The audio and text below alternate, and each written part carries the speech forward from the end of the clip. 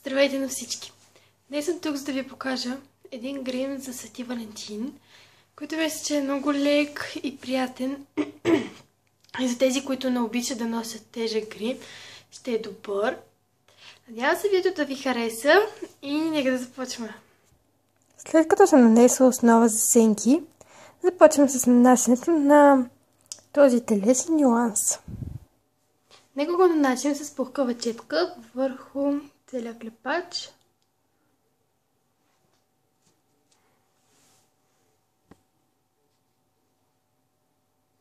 Следващото нещо, което правя, е да нанеса от тази сянка, която е на Golden Rose.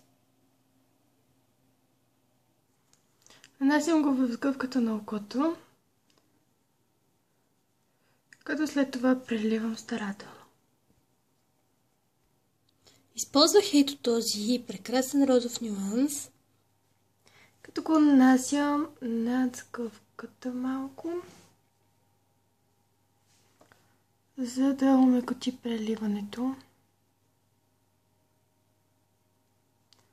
Тоест, прелятото да изглежда по-добре и ето така изглежда.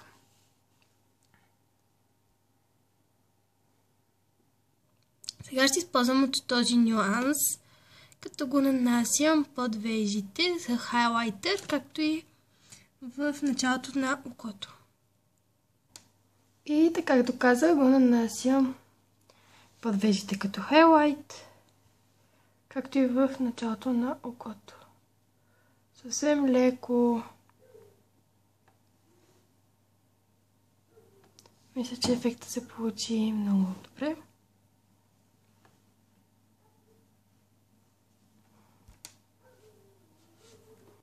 И тази стъпка е по желание, но на мен лично гримът ми харесва повече с очна линия. Затова избрах да нанеса тази сребриста очна линия. Нанасям я съвсем леко в края на окото.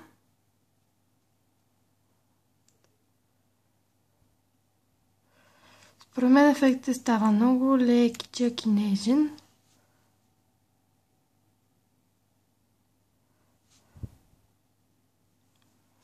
И ето така изглежда.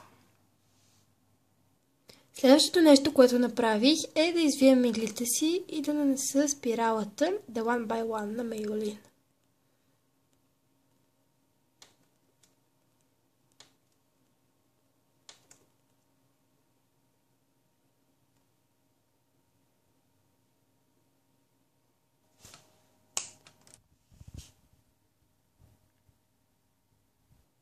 Карете и на вежите. За вежите си ще използвам този молив, който е на Classics. Ето е и разликата. Вие решете дали има такава. Ето ги готови и двете. Продължавам с лицето. За лицето ще използвам коректорът си на Bourjois, т.е. извинявам се, на Rimmel. Wake Me Up, като след това ще нанеса и от този руж, който е на Catrice. И ето така изглежда лицето.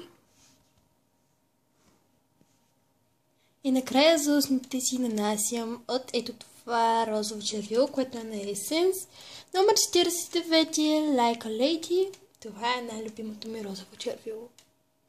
Нанасям го, като съвсем леко потупвам върху устните, тъй като в някакъв път може да се прекали с него.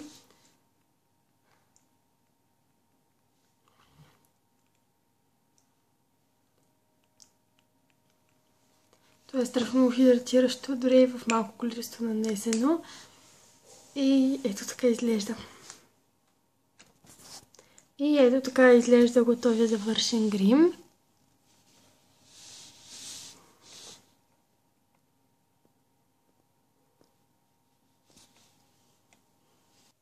Гримът е супер лек, целя да направя по-лек грим, тъй като повечето от вас ми каза, че не ми отива тежък грим и реших да ви покажа по-лек грим. Ето този е. Надявам се видеото да ви е харесало. Ако е така, моля го харесайте и чао-чао! До скоро!